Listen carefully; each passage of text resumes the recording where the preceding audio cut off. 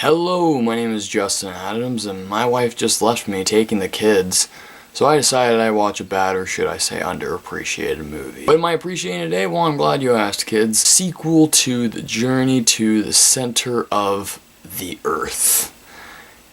Yes, that movie that starred the always likable but people love to hate him, Brendan Fraser.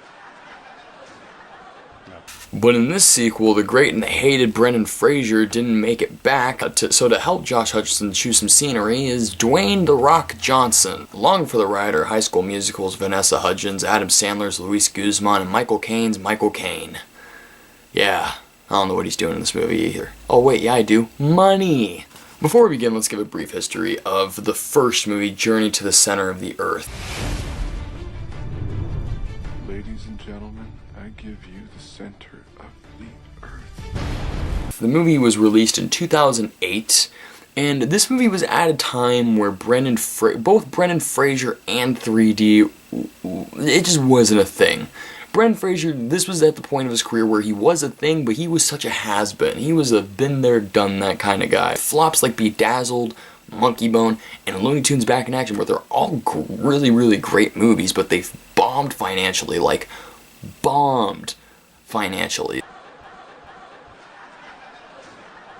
And the thing with 3D was that this was a time where 3D was only used when they wanted to convert movies into 3D, like A Nightmare Before Christmas, or, I don't know, like IMAX, the IMAX experience, like where you have the NASCAR and the space, and that's what 3D was used for. So seeing this movie when I was younger, just the trailer alone, it was exciting to see a movie called Journey, whatever, 3D.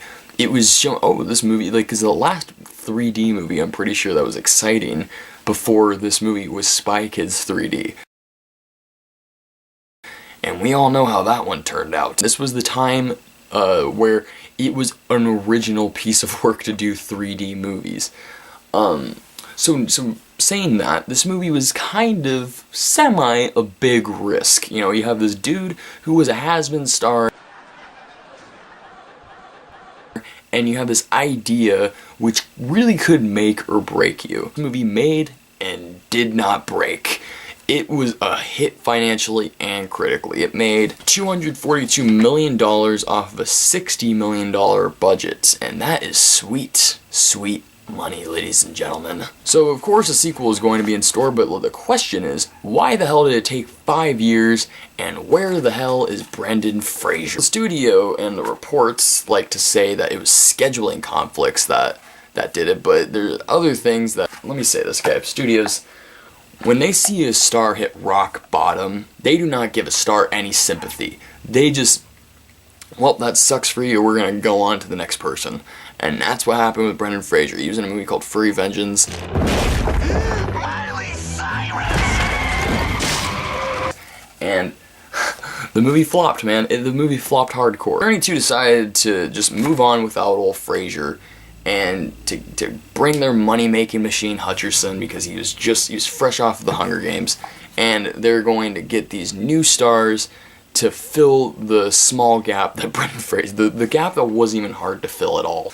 And there lies Journey to the Mysterious Island. So grab your weed, get comfy, because I have a bone to pick with Journey to the Mysterious Island. Yes. Here's the deal. A few nights ago, a radio signal got sent out from these coordinates. It could be the mysterious island that Jules Verne wrote about. You think you're gonna travel halfway around the world and meet up with some lunatic who's messing around on a ham radio? It's not some lunatic. It's my grandfather. He's been looking for Mysterious Island for over half of his life.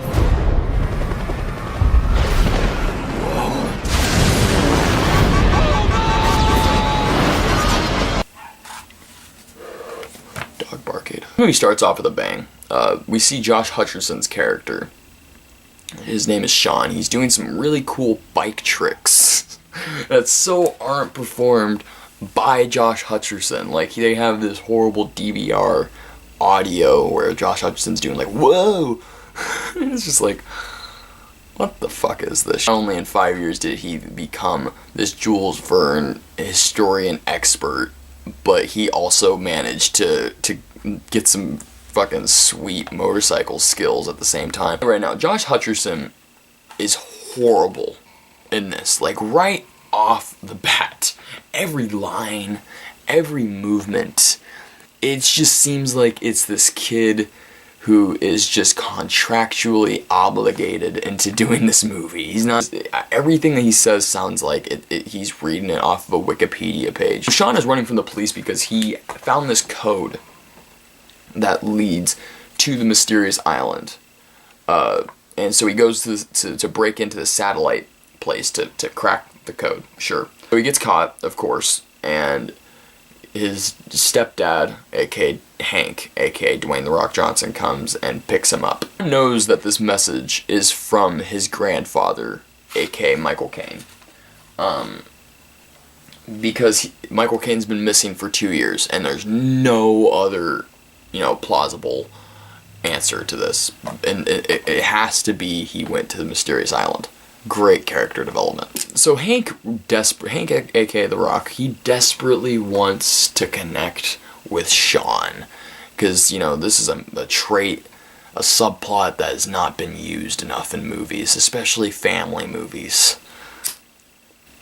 He helps him crack this code, and he does it with, his military training, which is, again, clever stuff. Leads The Rock helping Sean with the code. This leads to them finding out that there's a map to the mysterious island in 3 books.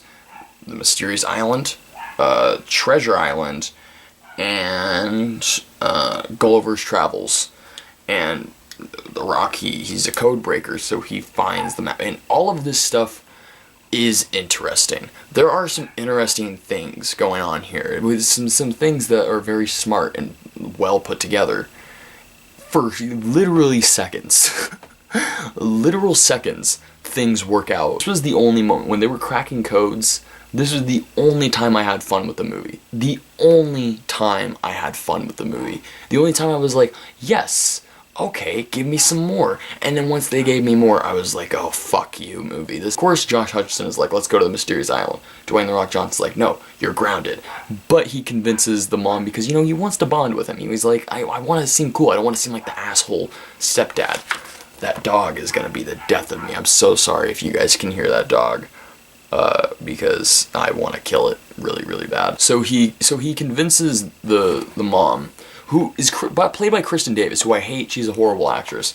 But she was not, at least I don't think, she was not in the first one. I'm pretty sure it was a different actress. But whatever. This movie's barely a sequel to that movie. The only thing that connects that movie and this one is the fact that Sean is in it.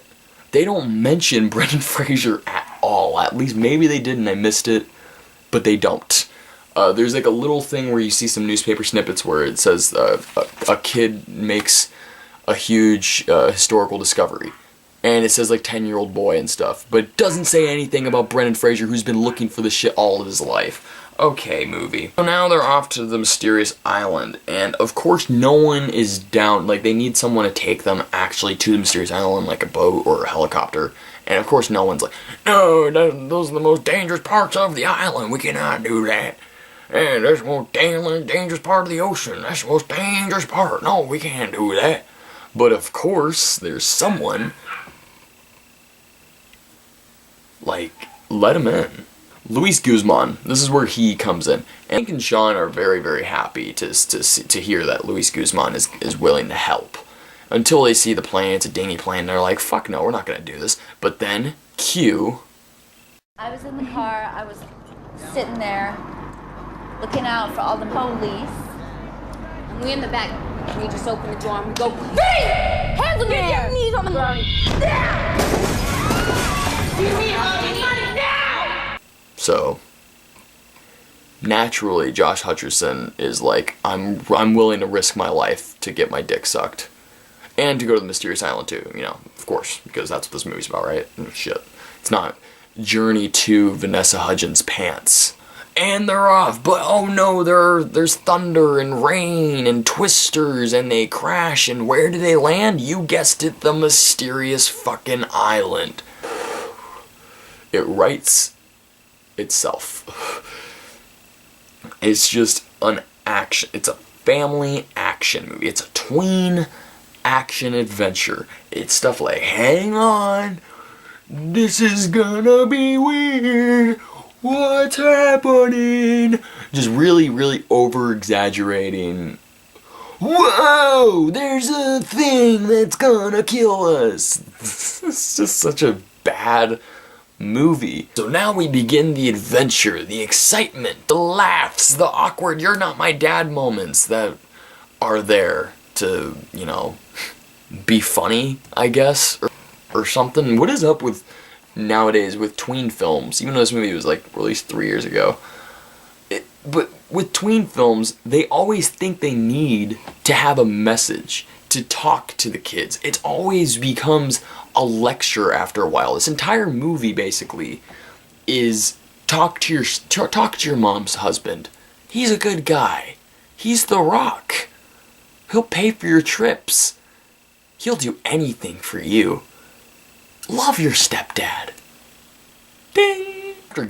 After getting themselves involved with the big lizard, which something I love about the Mysterious Island is that all the small creatures are big and all the big creatures are small.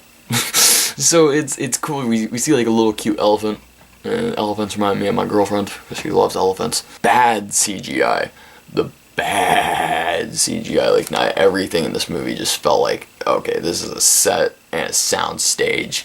Nothing about this feels real. They're fucking around with lizard eggs. And Luis Guzman falls in this gunk. And it's just Luis Guzman. I love him. Almost any movie he's good in, and I believe his character. Even those Adam Sandler movies, like, he's good. But the thing is with this movie, he is so bad. He is just not good. He's willing to make himself look like the biggest fool in the entire universe, and it's very sad. And it's like, dude, why are you doing this? You know, your career's actually good. You're capable of doing things. Your career's not good, but you're capable of doing things. This is where we get introduced to Michael Caine's character, Grandpa. He stops the lizard from. They go back to Michael Caine's house, and Michael Caine says some shit. Adds on to the "you're just the stepdad" humor, which is beautiful. But then things take a semi-turn when we find out that this movie isn't just the Mysterious Island. It's also the lost city of Atlantis and 20,000 Leagues Under the Sea. It was like, what movie are you trying to tell? Are you trying to just jam-pack every single Jules Verne book and just tell the story? Something I liked about Journey to the Center of the Earth is that it was about the journey to the center of the Earth. It wasn't about the Mysterious Island, Atlantis, and Captain Nemo. You know, that's overfilling your movie a bit.